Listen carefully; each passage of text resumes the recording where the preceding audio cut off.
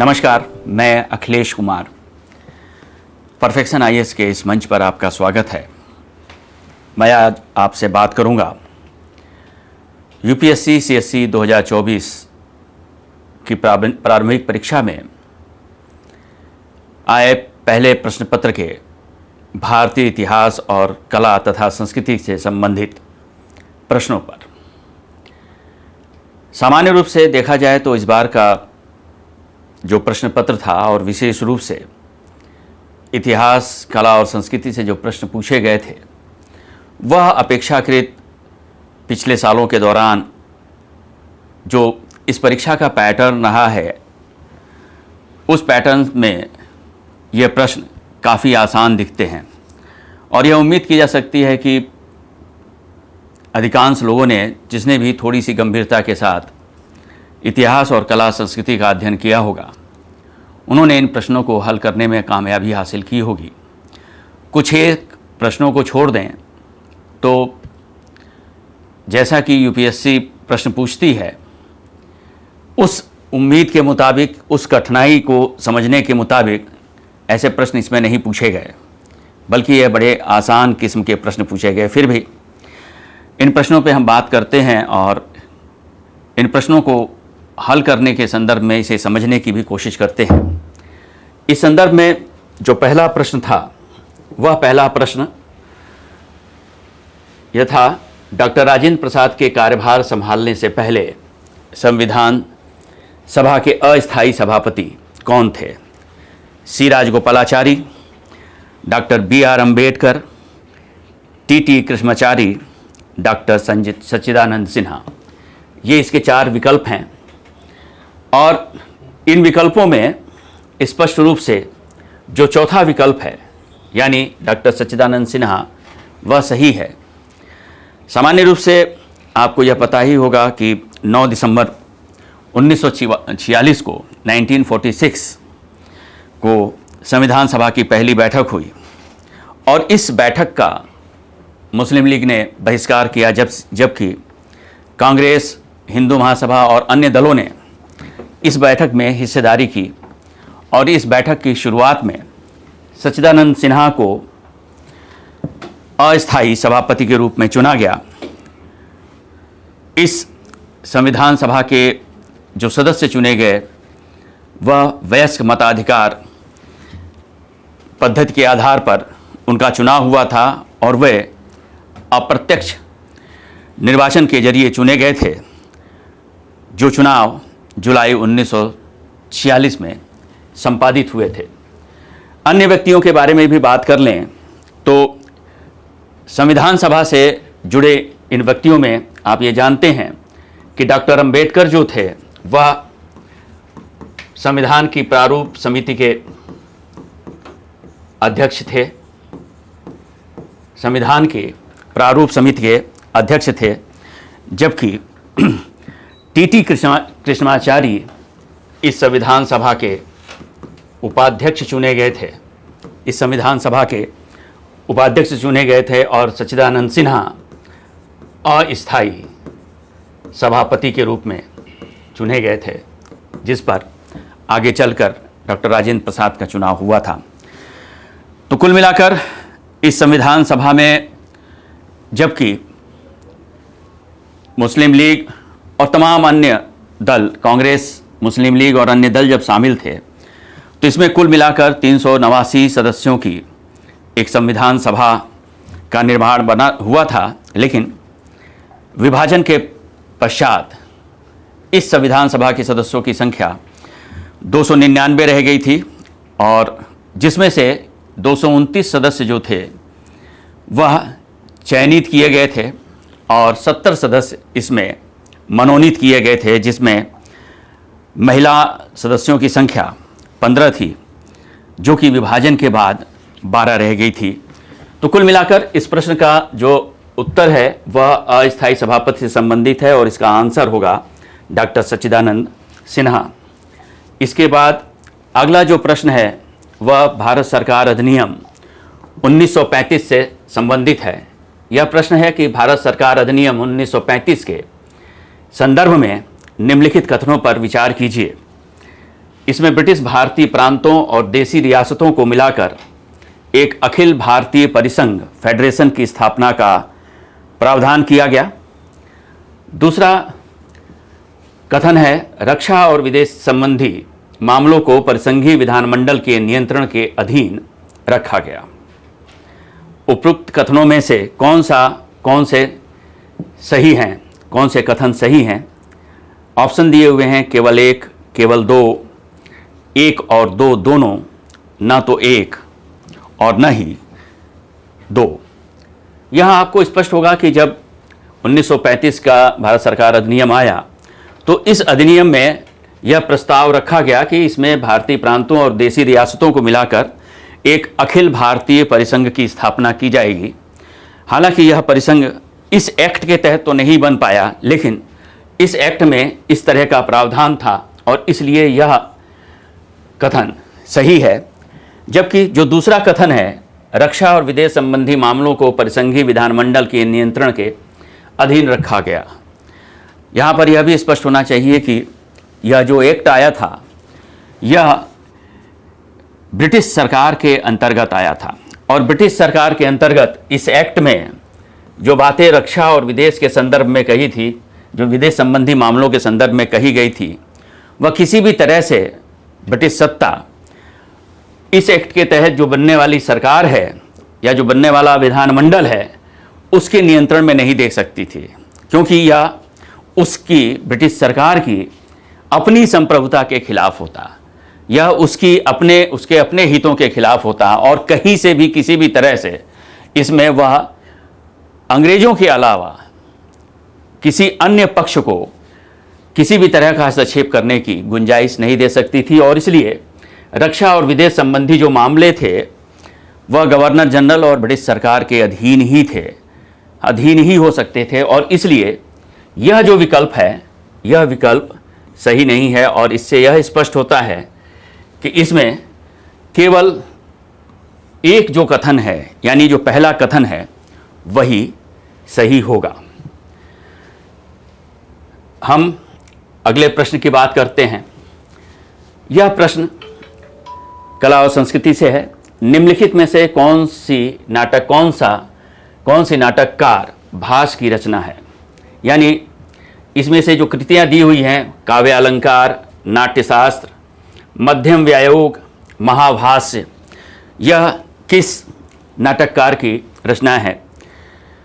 इनमें से कौन सी रचना ऐसी है जो कि भास की रचना है? भास के बारे में आपको मालूम होगा कि यह भारत के प्राचीनतम नाटककारों में से एक माने जाते हैं और यहाँ तक कि कालिदास, भवभूति जैसे तमाम अन्य नाटककारों ने इनका उल्लेख, भास का उल्लेख अपने कृतियों में, अपने साहित्य में किया है और इन सब से यह काफ़ी पुराने नाटककार के रूप में इनकी स्थापना होती है। इन कृतियों के बारे में हम देख लें तो काव्य अलंकार जो कृति है वो भामाह की कृति है। काव्य अलंकार की रचना भामाह ने की थी और इन्होंने 7वीं शताब्दी के दौरान अलंकार संप्रदाय की स्थापना भी की थी। भामाह ने अलंकार संप्रदाय की स्थापना 7वीं शताब्दी के दौरान की थी। इसके अलावा जो अगली कृति है नाट्यशास्त्र, इसके लेखक भरत मुनि हैं और महाभाष्य के लेखक आप जानते ही हैं कि पतंजलि हैं। इस तरह से सिर्फ एक बचता है मध्यम व्यायोग और उसके जो लेखक थे वो उस नाटक के लेखक भास थे। भास ने इस नाटक के अलावा भी ढेर सारे नाटक लिखे। करीब उनके नाटकों की संख्या के बारे में कहा जाता है कि उन्होंने करीब 15 नाटक लिखे थे, जिसमें प्रतिमा, पंचरात्र, स्वप्नवासव दत्ता और प्रतिज्ञा योगंधरारण, यह तमाम अन्य जो नाटक थे वह इनसे संबंधित थे, भास से संबंधित थे। तो कुल मिलाकर इस प्रश्न का जो उत्तर होगा वह मध्यम व्यायोग भास द्वारा रचित है, यह होगा। और आपको एक बात और स्पष्ट करना चाहता हूं कि आप जब भी यूपीएससी के प्रश्नों को हल करिए, चूँकि उसके बाद यह प्रश्न हल करने आसान होते हैं, लेकिन इसके साथ साथ इन प्रश्नों को हल करने का तरीका भी यही होता है कि आप प्रश्न का सही उत्तर तो निकालिए ही, लेकिन उसके आसपास के जो अन्य तथ्य हैं उन अन्य तत्वों को भी जानने की कोशिश कीजिए। भास के नाटकों के साथ एक और विशेषता जो जुड़ी हुई है वह यह है कि भास के सभी नाटक किसी न किसी रूप में महाभारत के प्रसंगों या महाभारत के जो चरित्र हैं, महाभारत के जो पात्र हैं, उन पात्रों के जीवन से जुड़े हुए हैं। और एक तरह से भास अपने नाटकों के द्वारा महाभारत के जो चरित्र हैं उनके जीवन के विभिन्न पक्षों को उजागर करने, उनका एक तार्किक परिवेश प्रस्तुत करने की कोशिश करते हैं। इसके साथ हम अगले प्रश्न पर आते हैं। अगला प्रश्न है, संघभूति एक भारतीय बौद्ध भिक्षु जिन्होंने 4वीं शताब्दी ईस्वी पूर्व के अंत में चीन की यात्रा की थी, निम्नलिखित में से किस पर भाष्य के लेखक थे? इसके ऑप्शन हैं प्रज्ञा पारमिता सूत्र, विशुद्ध मग्गो, सर्वास्तिवाद, विनय, ललित विस्तर। इन चारों पक्षों को समझना जरूरी है, इनको जानना जरूरी है। और संघभूति जो एक भारतीय बौद्ध भिक्षु थे, इन्होंने 4वीं शताब्दी ईस्वी पूर्व के अंत में चीन की यात्रा की थी और इन्होंने इनमें से किसी एक पुस्तक की, जो कि बौद्ध धर्म के ग्रंथों का भाष्य के रूप में थी, उसका लेखन किया था। तो इसे समझते हैं। प्रज्ञा पारमिता सूत्र जो है वह एक महायान बौद्ध ग्रंथ है और इसमें, यह महायान बौद्ध ग्रंथ है और इसमें वज्रयान से संबंधित, महायान के संप्रदाय वज्रयान से संबंधित देवताओं के बारे में विस्तृत विवरण मिलता है। विशुद्ध मग्गो एक थेरवादी ग्रंथ है और इस थेरवादी ग्रंथ में, इसमें यह श्रीलंका में लिखा गया था और करीब 430 ईस्वी के आसपास इसका लेखन किया गया था। सर्वास्तिवाद विनय जो है वह एक हीनयानी ग्रंथ है और इस ग्रंथ का लेखन संघभूत ने किया था। संघभूत ने किया था, यानी जाहिर सी बात है कि यह जो ऑप्शन होगा वह सही होगा। और इसके अलावा जो अगला ग्रंथ है ललित विस्तर, यह एक संस्कृत में लिखा गया बौद्ध ग्रंथ है, संस्कृत में लिखा गया बौद्ध ग्रंथ है और यह माना जाता है कि इसमें बुद्ध के जीवन के बारे में, उनकी लीलाओं के बारे में, यानी उनकी जीवनी इस ग्रंथ के अंतर्गत लिखी गई है। और यह किसी एक रचनाकार की रचना नहीं है, बल्कि कई रचनाकारों ने विभिन्न समयों पर मिलकर इसको अंजाम दिया है, इसको लिखा है। तो कुल मिलाकर सर्वास्तिवाद विनय जो है वह इस संघभूति ही उसके लेखक हैं, इस भाष्य के लेखक संघभूति हैं, यह स्पष्ट होता है। और प्रज्ञा पारमिता, महायान, विशुद्ध मग्गो थेरवादी, ललित विस्तर भी जो एक संस्कृत ग्रंथ है और यह भी महायान संप्रदाय से संबंधित ग्रंथ है। यानी हम इसके इस पक्ष को भी जानते हैं।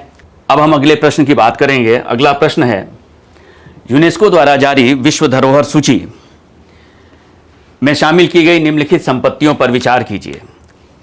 पहला शांति निकेतन, दूसरा रानी की बाव, तीसरा होयसल के पवित्र मंदिर समूह, चौथा बोध गया स्थित महाबोधि मंदिर परिसर। उपयुक्त में से कितनी संपत्तियों को वर्ष 2023 में शामिल किया गया? इसके विकल्प हैं केवल 1, केवल 2, केवल 3, केवल 4। केवल 3 और सभी 4, इसमें से आपको चुनने हैं। और आप, यह प्रश्न दरअसल इतिहास, कला और संस्कृति के साथ साथ समसामयिक संदर्भों से भी जुड़ा हुआ है, यानी समसामयिक विषयों से भी जुड़ा हुआ है। शांति निकेतन की स्थापना रविन्द्रनाथ टैगोर ने की थी, यह आप जान रहे हैं या आप जानते हैं। यह यूनेस्को की विश्व धरोहर सूची में 2023 में शामिल किया गया। रानी की वाव गुजरात के पाटन नामक ज़िले में स्थित है। यह परंपरागत भूमि जल संरक्षण का एक तरीका है और यह एक बावड़ी है और इस बावड़ी को विश्व धरोहर सूची में 2014 में शामिल किया गया था। विश्व धरोहर सूची में इसे 2014 में शामिल किया गया था। कर्नाटक के हलेबीड, बेलूर और सोमनाथपुर क्षेत्रों में होयसल शासकों ने मंदिरों का निर्माण कराया था और इन मंदिरों की विशेषता ये थी कि यह बेहद ही अलंकृत मंदिर तो थे ही, साथ ही इनकी एक विशेषता यह भी थी कि इनके प्लेटफॉर्म यानी इनके चबूतरे तारा आकार के बनते थे और इसके चलते यह मंदिर अपने आप में एक तरह से यूनिक स्थिति प्रदान करते हैं और इन मंदिरों को यूनेस्को की विश्व धरोहर सूची में 2023 में शामिल किया गया था। बोधगया का जो महाबोधि मंदिर है 5वीं-6वीं शताब्दी के दौरान माना जाता है कि इस मंदिरों का निर्माण किया गया था। बेसर शैली में निर्मित यह मंदिर जो है वह पूरी तरह से ईंटों से निर्मित प्राचीन बौद्ध मंदिरों में से एक है और इस महाबोधि मंदिर को यूनेस्को ने अपनी सूची में 2002 में शामिल किया था। ऐसे में आप पाते हैं कि शांति निकेतन और होयसल दो ऐसे विश्व धरोहर हैं, दो ऐसी संपत्तियां हैं जो कि 2023 के दौरान विश्व धरोहर सूची में शामिल की गई थी और इस तरह से इसका जो जवाब होगा वह होगा केवल 2। अगले प्रश्न पर आते हैं। अगला प्रश्न है, प्राचीन भारत के संदर्भ में गौतम बुद्ध को सामान्यतः निम्नलिखित में से किन उपनामों से जाना जाता है? न्यायपुत्र, शाक्य मुनि, तथागत।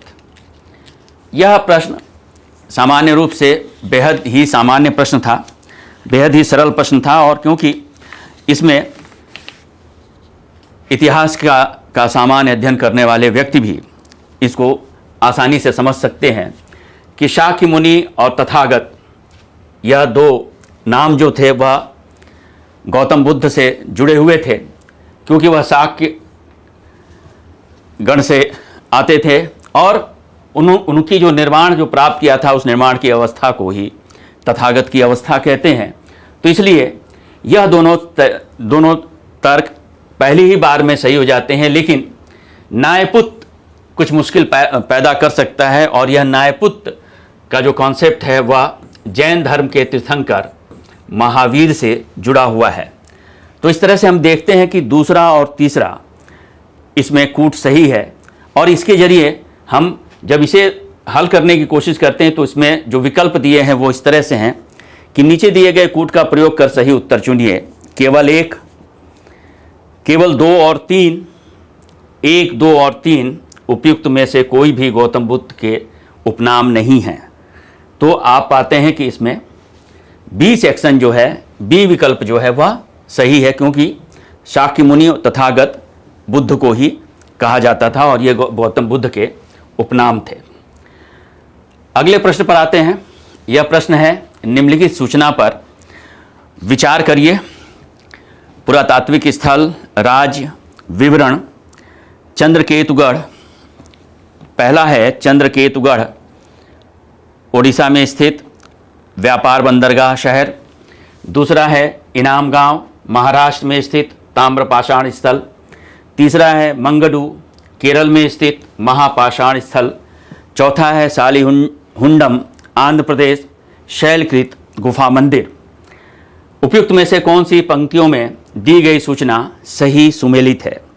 ऑप्शन दिए गए हैं 1 और 2, 2 और 3, 3 और 4, 1 और 4।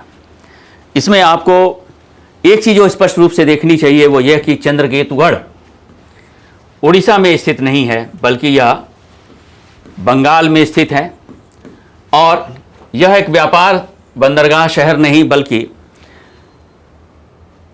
टेराकोटा मूर्तियों के संदर्भ में जाना जाता है और विशेष रूप से पाल काल के दौरान इसे यहाँ पर टेराकोटा मूर्तियों के अवशेष मिले हैं, यानी मृण मूर्तियों के अवशेष मिले हैं, इसलिए यह पहला जो पक्ष है वह गलत है।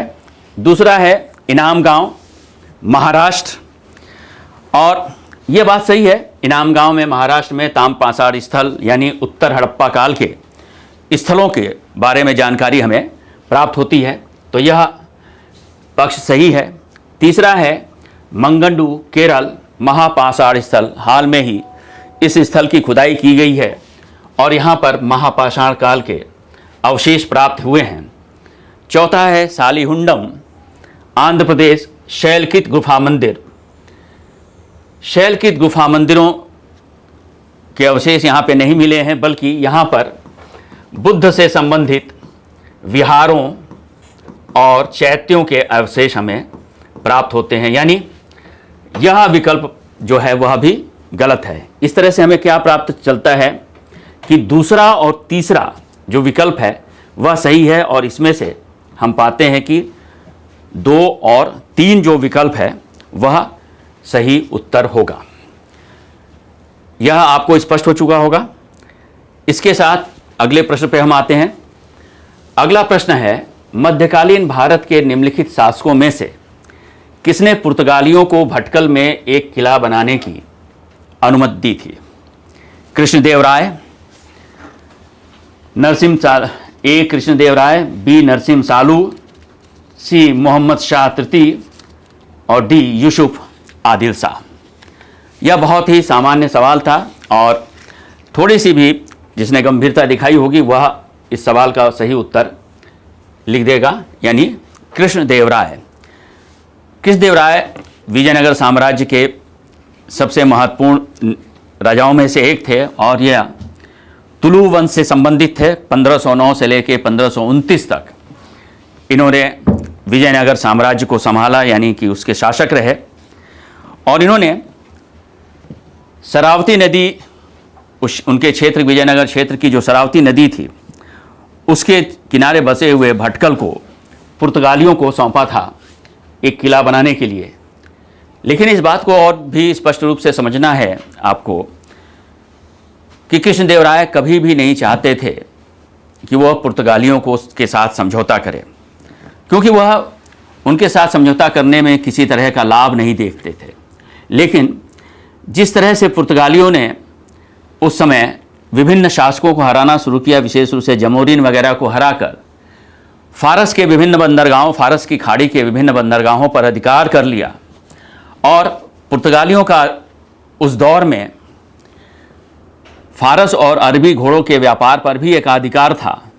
ऐसी स्थिति में कृष्णदेवराय के सामने यह मजबूरी थी कि अगर उन्हें वो अपने शासन के लिए, अपनी सेना के लिए अगर वो घोड़े चाहिए, अरबी और फारसी घोड़े जिनकी गुणवत्ता बेहतर होती थी अन्य की अपेक्षा, तो उन्हें पुर्तगालियों से समझौता करना ही पड़ता, और इसलिए उन्होंने पुर्तगालियों से समझौता किया और उन्हें एक किला बनाने की अनुमति प्रदान की। अगले प्रश्न पे हम आते हैं। अगला प्रश्न है, कार्नवालिस द्वारा राज्य संग्रहण के संदर्भ में निम्नलिखित कथनों पर विचार कीजिए। राजस्व संग्रहण के रैयतवाड़ी बंदोबस्त के अधीन किसानों को फसल खराब होने या प्राकृतिक आपदाओं की स्थिति में राजस्व भुगतान से छूट दी गई थी। दूसरा है, बंगाल स्थायी बंदोबस्त के अधीन यदि जमींदार नियत तिथि पर या उससे पहले राज्य को राजस्व का भुगतान करने में विफल रहता तो उसे उसकी जमींदारी से हटा दिया जाता। उपयुक्त कथनों में से कौन से कथन सही हैं? ए केवल 1, बी केवल 2, सी 1 और 2 दोनों, डी न तो 1 और न ही 2। यह भी एक सामान्य सा प्रश्न है और इसमें आप ये जानते हैं कि अंग्रेजों ने भारत पर राज किया। उन्होंने भारत का आर्थिक, राजनीतिक, प्रशासनिक, सांस्कृतिक, सामाजिक जिस भी तरह के शोषण करने की उन्हें स्थितियां प्राप्त हुई, उन्होंने उन स्थितियों के तहत शोषण करने की कोशिश की। उनकी ये शोषण की प्रक्रिया भू राजस्व की अपनी पद्धतियों को, जो ब्रिटिश औद्योगिक क्रांति या ब्रिटिश आर्थिक हितों से संबंधित थी, उसके लिए अधिक से अधिक धन उपार्जन करने और व्यापारिक गतिविधियों में उसके हितों के लिए धन को लगाने के संदर्भ में थी। और इसलिए उन्होंने कभी भी किसी भी बंदोबस्त के अधीन किसी भी स्थिति में किसानों को राहत देने का कभी प्रयास नहीं किया। कोई भी ऐसे संकेत नहीं मिलते हैं जो उनको राहत देने के प्रयास किए गए हों। और दूसरी बात, इस प्रश्न में एक चीज़ और ध्यान देने की है आपके लिए कि कार्नावालिस का संबंध रैयतवाड़ी बंदोबस्त से जुड़ा गया है, जो कि सही है नहीं। तो लेकिन मान लीजिए अगर इस प्रश्न को हम इसी रूप में भी स्वीकार करते हैं तो रैयतवाड़ी बंदोबस्त के अधीन किसानों को फसल खराब होने या प्राकृतिक आपदाओं की स्थिति में राजस्व भुगतान से छूट दी गई थी, ऐसा कहीं भी नहीं किया गया और इसलिए यह विकल्प गलत है। बंगाल स्थायी बंदोबस्त के अधीन यदि जमींदार नियत तिथि पर या उससे पहले राज्य को राजस्व का भुगतान करने में विफल रहता तो उसे उसकी जमींदारी से हटा दिया जाता। यह कथन सही है क्योंकि आप जानते हैं कि जमींदारी बंदोबस्त के अधीन जमींदारों से सूर्यास्त कानून के तहत करार किया गया था और उन्हें नियत तिथि और निश्चित समय पर, एक नियत तिथि पर और उससे निश्चित समय पर, उस दिन के निश्चित समय पर सूर्यास्त होने से पहले पहले तक उन्हें करों का भुगतान कर देना होता था। इसलिए यह जो विकल्प है वह सही है और इसलिए इसका उत्तर जो होगा वह केवल एक होगा। यह आप जान रहे हैं, यह आप स्पष्ट हैं। इसके अलावा अगले प्रश्न पे आते हैं। अगला प्रश्न है, निम्नलिखित कथनों पर विचार कीजिए। उपनिषदों में कोई नीति कथा नहीं है। उपनिषदों की रचना पुराणों से भी पहले हुई थी। उपयुक्त कथनों में से कौन से सही हैं? ए केवल एक, बी केवल दो, सी एक और दो दोनों, डी न तो एक न ही दो। पहला विकल्प है उपनिषदों में कोई नीति कथा नहीं है। यह विकल्प गलत है क्योंकि उपनिषदों में ढेर सारी नीति कथाओं के जरिए मनुष्य के जीवन, उसके जीवन के संदर्भों, उसके नैतिक जीवन के पक्षों और इन विभिन्न पहलुओं को समझाया गया है। और इसलिए इसमें विभिन्न कथाओं में कुछ कथाओं के नाम आप ध्यान दे सकते हैं, जिसमें कि हो सकता है आपने पढ़ा भी हो। उद्दालक के पुत्र श्वेतकेतु की कथा है, सत्यकाम की कथा है और इसके अलावा याज्ञवल्क्य और मैत्रेयी संवाद के जरिए स्त्री की भूमिका के संदर्भ में याज्ञवल्क्य के क्रोध के संदर्भ में भी कहानी लिखी गई है, कहानी है। और इस तरह से हम ये पाते हैं कि उपनिषदों में कहानियों के जरिए, कथाओं के जरिए जीवन के विभिन्न पक्षों को पे बहस, बौद्धिक बहस, वैचारिक बहस, दार्शनिक बहस आयोजित की गई थी। इसलिए यह कहना कि यह नीति कथा कोई नहीं है, यह गलत है। इसलिए यह विकल्प हमारा गलत, पहला विकल्प जो है वो गलत है।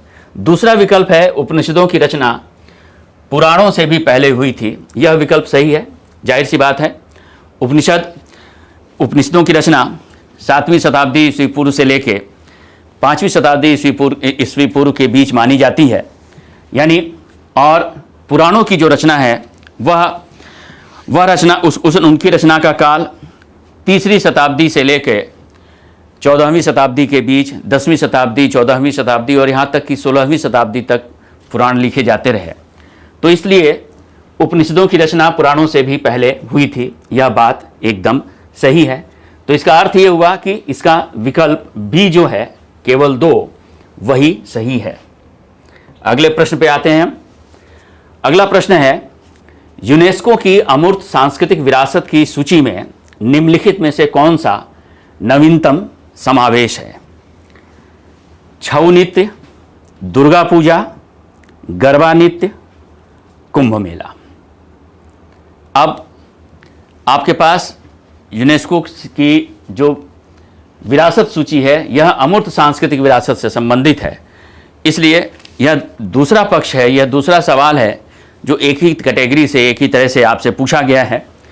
तो सबसे पहले यह जानना होगा कि जो छऊ नृत्य है वह 2010 में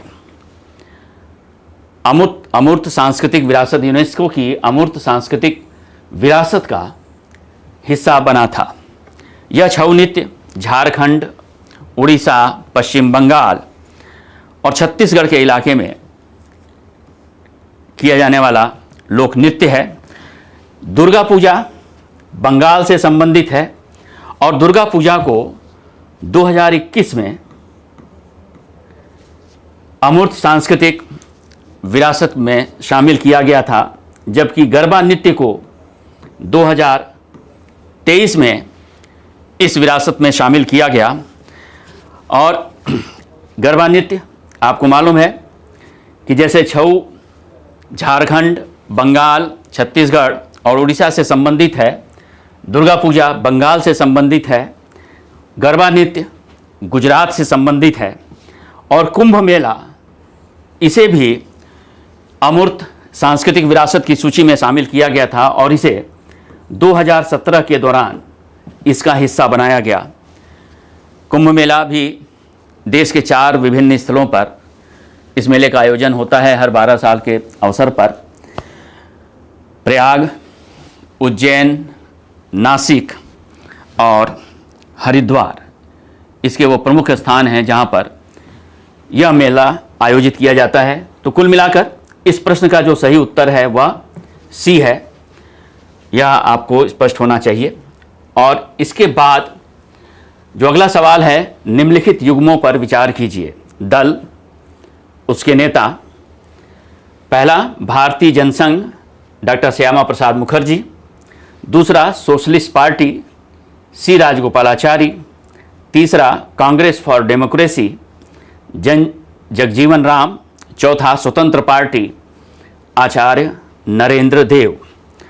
उपयुक्त में से कितने सही सुमेलित हैं?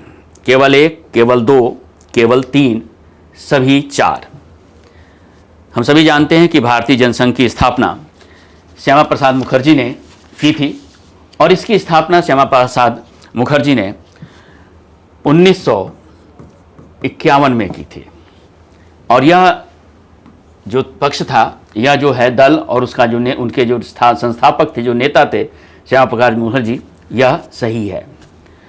सोशलिस्ट पार्टी की स्थापना सी राजगोपालाचारी ने नहीं की थी। सी राजगोपालाचारी कभी भी समाजवादी सिद्धांतों को स्वीकार करने वाले व्यक्ति नहीं थे, बल्कि सोशलिस्ट पार्टी की स्थापना आचार्य नरेंद्र देव ने की थी और इसकी स्थापना 1934 में उन्होंने की थी। तो इसलिए यह जो पक्ष है वह गलत है। तीसरा है कांग्रेस फॉर डेमोक्रेसी, इसकी स्थापना 1977 में जगजीवन राम ने की थी और वो कांग्रेस से अलग हुए और कांग्रेस के फॉर डेमोक्रेसी नाम का संगठन उन्होंने बनाया था इमरजेंसी के दौरान। तो यह जो पक्ष है वह भी सही है।